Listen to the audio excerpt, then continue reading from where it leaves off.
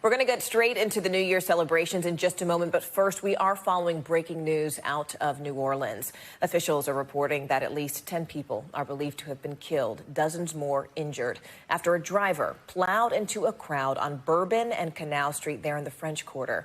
Local officials are describing this as a mass casualty incident. Police are on the scene trying to ultimately figure out if this was intentional or possibly a drunk driver. They're calling on the public to stay away from that particular area. And of course, we will bring you more as soon as we have it.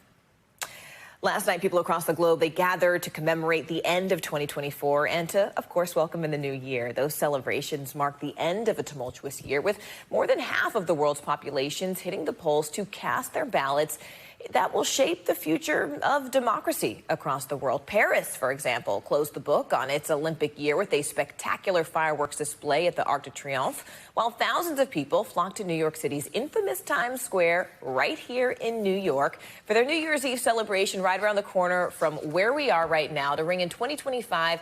And that confetti, as you can see, it flew on an estimated 1 million well-wishers there in Times Square. Well, all of this was happening while nations across the world found their own ways to celebrate. Thankfully, we have NBC News International correspondent Megan Fitzgerald with us this New Year's Day with more on these celebrations. Megan, good morning. Tell us, what was sort of the most impressive celebration that you were tracking? Morgan Radford, good morning. Happy New Year. So excited to be starting my new year off with you. Look, London put on a show. As you know, we've been experiencing some inclement weather from London all the way up to the north with warnings of winds and rain and snow. But London's show went on, and was it a show? I mean, this thing went on for about 10 minutes. It was incredible, the firework display, people lining along the Thames River and the Big Ben. I mean, this was incredible. And the mayor said that this was going to be the best fireworks show that the city has seen. And you know what? I think he was right. I think that this was the show that rivaled what we saw in Sydney, Australia. That was also very impressive. And again, officials there saying that was the best show that they've ever put on. I believe it as well. That was impressive. You mentioned France with the Arc de Triomphe. That was pretty impressive. I also liked the fireworks over the Parthenon in Greece. And then in Dubai, they did this really cool show with fireworks and a drone display. So it certainly looks like these city officials, these, country officials didn't spare any detail in trying to ring in 2025. I mean, for those of us who had to work bright early this morning, I was in bed by 8 p.m. So you just gave me the recap that I missed. Speaking of which, it's like New Year's striking somewhere in the world at every point today. What other celebrations can we expect to see that we haven't seen yet? Okay, so in Edinburgh, they do this thing every year where they dress up and they sort of parade through town before taking a plunge into freezing cold water. It's a similar thing that they do in Dublin. I know they also do it in the United States as well. Then you've got people in Italy that are going to be jumping into the Tiber River. In Berlin, folks go on a run. Of course, at the Vatican, we can expect to see Pope Francis deliver his New Year's address. So a lot happening, I know, domestically in the U.S., but certainly around the world as well. Oh, my girl, Megan Fitzgerald, always with the best assignments. It is a pleasure to see you today, and Happy New Year, sweet girl. Thank you. Always. All right, well, with more than a few football games and parades today, let's go ahead and check in on what to expect this New Year's Day with your morning News Now weather. Angie Lassman, so good to see you this morning. Happy New Year. Happy New Year. What should we expect, Miss Angie? Always great to see you, Morgan. We've got a couple of things that we're going to look for trouble spots, but honestly, it looks pretty good for the first day of the year across the country. You can see most of the middle of the country quiet. We've got a couple of snow showers and a bit of rain for parts of the Pacific Northwest, but notice this kind of messy system that we're still dealing with across parts of the Northeast. That is going to get out of the picture here as we go through the day today for the most part, but yes, we are still dealing with some rain and some snow across that region, so we will stay a little soggy and unfortunately a little slick with that lake effect snow. That's what you're going to see across parts of the Great Lakes. Extreme northern portions of New England, you'll still see some of that rain at least through the day today. Middle of the country, it's dry and mostly clear, but you've got some really chilly temperatures, and this isn't even the worst of what we'll see here in in the coming days of that Arctic air spilling into the United States, we're going to get a whole lot colder. But in the meantime, 35 is all you'll get for your high today in Omaha, 32 for Rapid City, even Chicago. It'll be mostly cloudy, but 31 degrees is your high. Now, out west, I mentioned those snow showers and a bit of rain. Those are the couple of trouble spots that I would prepare for maybe some delays. We're not looking at widespread delays. I think they'll be few and far between for places like Seattle and Portland. But nonetheless, it could be a little busy, of course, getting to the airports on this day after New Year's Eve. So Buffalo, Cleveland, you are other two locations that I would say could have some impacts when it comes to air travel. And then again, those same spots when it comes to road travel, likely seeing some wet and even slick conditions on the roadways. Places like I-90, I-95, even I-5, those are going to be the spots that you'll want to add a little extra time for yourself if you're hitting the roads.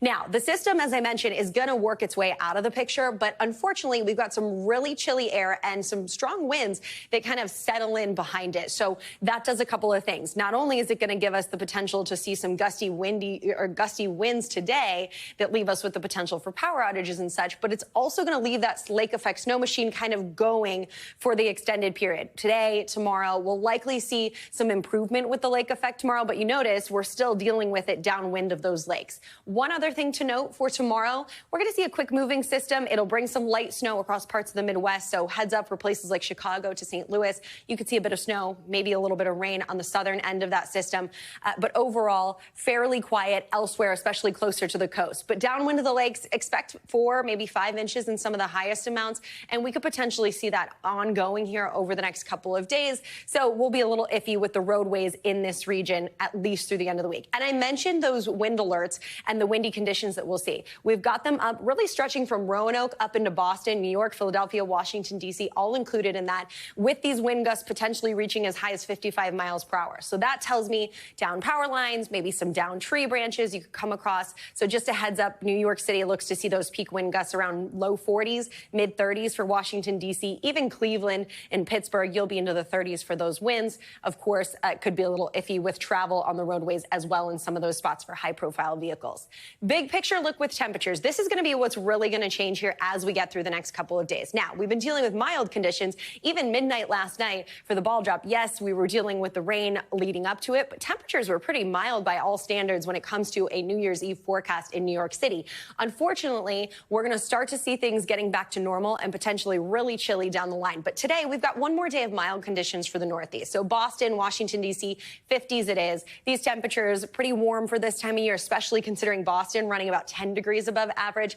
Middle of the country, it's a bit of a mixed bag. We'll see high 30s in St. Louis, mid 40s for Wichita, even Detroit. You're going to come in around 37 degrees. Then we'll start to see things kind of indicating change as we get into tomorrow. So we've got more 30s scattered across parts of the Ohio Valley and the Midwest. Chicago, you top out at 31 degrees. We've got low 40s in Kansas City. So still a couple of spots hanging on to those above normal temperatures. But notice what starts to happen in parts of the northern plains. Pierre ends up into the low 20s. We are going to start to really see temperatures take a tumble on the backside of that. So Friday, Saturday, Sunday, we'll see temperatures really dip down into the single digits in some spots. Notice Duluth, we're 10 degrees. That is all you get for your high on Friday, even chillier by Saturday with a high of just 8 degrees. Farther south, Milwaukee ends up into the low 20s as we get into the weekend on Saturday. Similar story for Indianapolis, kind of hanging out in those mid to upper 20s. And even as far south as Wichita, 40s and then mid 30s by the time you wrap up the weekend. That'll impact folks across the Northeast too. We're not leaving them out with this chilly air spilling in. We've got upper 30s for Friday. So a big difference in Philadelphia from what you've been dealing with over the past couple of days to the 35 degrees that you'll get for your high on Sunday. Morgan, we're going to slowly but surely start to see these conditions kind of settling in. This is pretty typical for this time of year. And we had a little bit of a treat with these temperatures into the 50s over the past couple of days across parts of the Northeast. So it's a bit of a roller coaster ride when it comes to temperatures as we kick off this new year. Yeah, it's a bit of a roller coaster indeed. And you mentioned those power outages, which is exactly where I want to go next. Angie Lastman, as always, thank you and Happy New Year. Speaking of those power outages, New Year's Day in Puerto Rico has been off to a pretty rough start due to those critical power failures that we saw just yesterday. It left nearly the entire island without electricity. In fact, officials there say that it could take days to fully bring the power grid back online. And this morning, parts of that island are still in the dark. A little bit later on this hour, we're going to have George Solis join us with the latest on that as Puerto Rico continues to rebuild. Remember, Puerto Rico was hit by Hurricane Irma, Hurricane Maria years ago, but they have still been in the process of recovery. The island is continuing to figure out how they continue forward as it continues to fight forward. We have a special report on that breaking news coming out of New Orleans. Stay right here. You're watching NBC News. This is an NBC News special report. Here's Hallie Jackson.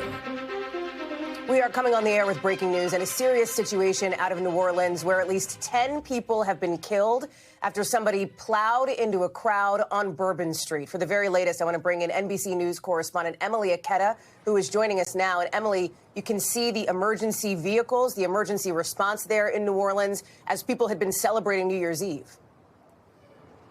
Yeah, that's right, Hallie. A massive police response to a mass casualty incident as the city is reporting just moments ago, posting a statement to its website reporting that 10 people have been killed, 30 others injured and transported by emergency services after they say a vehicle rammed into a large crowd celebrating overnight. It was near Bourbon Street and Canal Street, a hotspot, a tourist hotspot in the city of New Orleans and in the French Quarter. We are still waiting for more details on the suspected driver, the status of that individual, but we are hoping for a news conference in the next few hours to get more information on this. But again, a massive police presence with 30 people injured, 10 people killed. It comes just weeks after we saw a car ramming attack in Germany at a Christmas market that injured more than 200 people and killed several others. Security has been a main focal point across the country, including in New Orleans, where they enlisted several hundred extra officers to patrol the New Year's Eve celebrations.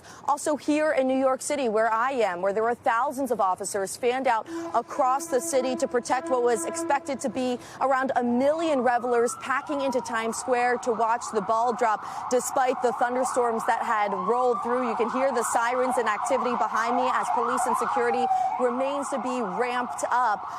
But again, we're still back to New Orleans. The new year welcomed in, marred by tragedy as we await more details on what happened. But a mass casualty incident, 30 people injured, 10 people killed after a vehicle rammed into the crowd near Bourbon Street in New Orleans, Hallie.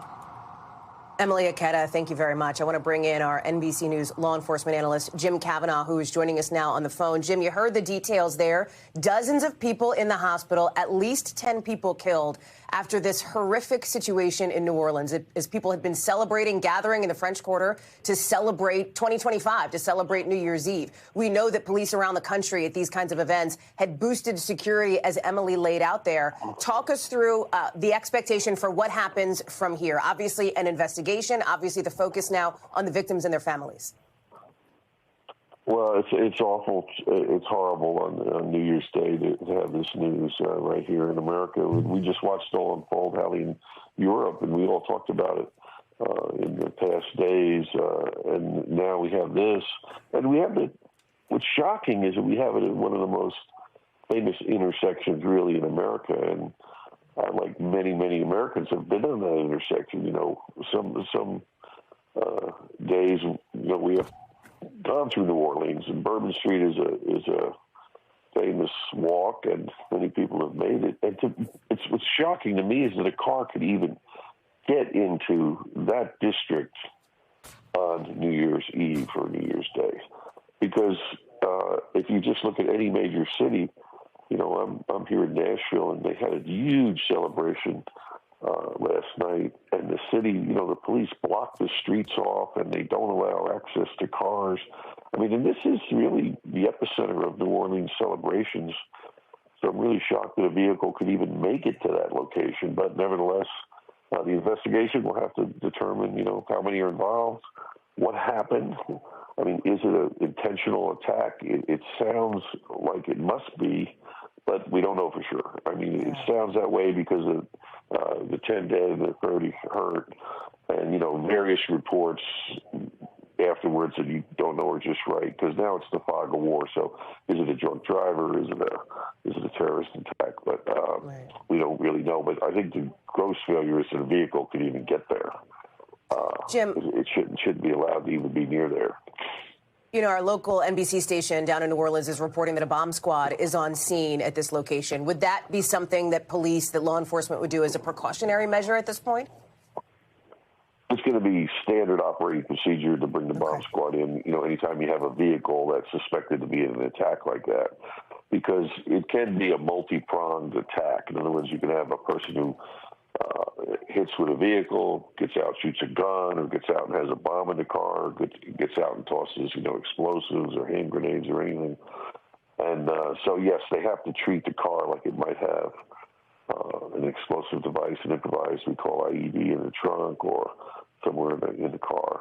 And then we don't know how we don't know where the assailant is or assailants are in custody. Are they killed? Are they encounter the police? So there's a lot to unfold this morning to let us know what happens. You've laid out some critical questions here, Jim. Chief among them, obviously, was this accidental or intentional? We expect an update, of course, from the city, from law enforcement later on today. When we get that information, you're also describing some of these other key questions that police will have, including how a car managed to get so close to this celebration. I think people know New Orleans. People know what the French Quarter is, Bourbon Street. It's one of the most famous streets in America here, as people had been gathering to celebrate the new year. Walk us through what the steps would have been immediately after this incident happened. Obviously, we're seeing in these images here a massive police and emergency response. Right. Well, let's start with the failure. I mean, why aren't there barricades? This is one of those famous intersections. Bourbon Street, if it's on Bourbon Street, it needs to be blocked off. It's kind of like Times Square, you know. It has to be blocked off. It's a big area, but NOPD has to, you know, bring in dump trucks full of sand, cement barriers, other vehicles, bulldozers, whatever they got to do to block it off, because you have all these revelers. And so that needs to be the first thing, which I have not seen that in the feed. So I'm not sure that if they did that, uniformed patrol officers standing around is great, but, you know, they're not going to be able to stop a careening vehicle or even a truck coming at you. Even if you shoot at it, even if you maybe kill the driver, the vehicle can keep coming. They can put a dead man switch on the gas pedal, you know, so you can't stop it. You have to have barriers. So that's the first thing. I don't see any barriers like from the shots I've seen, so that's disturbing. But that's, of course, first thing is treat the injured, address the families of the deceased with a family center. NOPD command will have to set up a family center to do that. Then the crime scene has to be processed. You're going to have you know, Louisiana State Police, and you're going to have federal agents helping them. They'll have plenty of resources to do the investigation. And then we have to see, could there be any other Confederates if it's an intentional attack? You know, is it a drunk driver? I'm just shocked the street's not blocked. So I'm not sure what this is. You know, it could be a drunk driver. We really don't know. But that many people, of course, the streets are so crowded.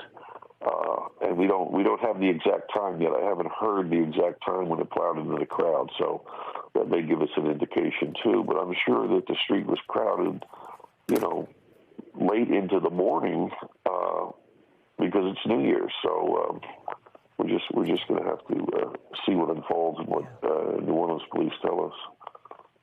Jim Kavanaugh, our NBC News law enforcement analyst. I'm going to ask you to stay close to your phone here as we are looking for more updates throughout the morning on what has unfolded now in New Orleans. This horrific scene that you're seeing here, at least 10 people dead, dozens in the hospital after a car or truck plowed into a crowd of people celebrating New Year's Eve. Thanks for watching. Stay updated about breaking news and top stories on the NBC News app or follow us on social media.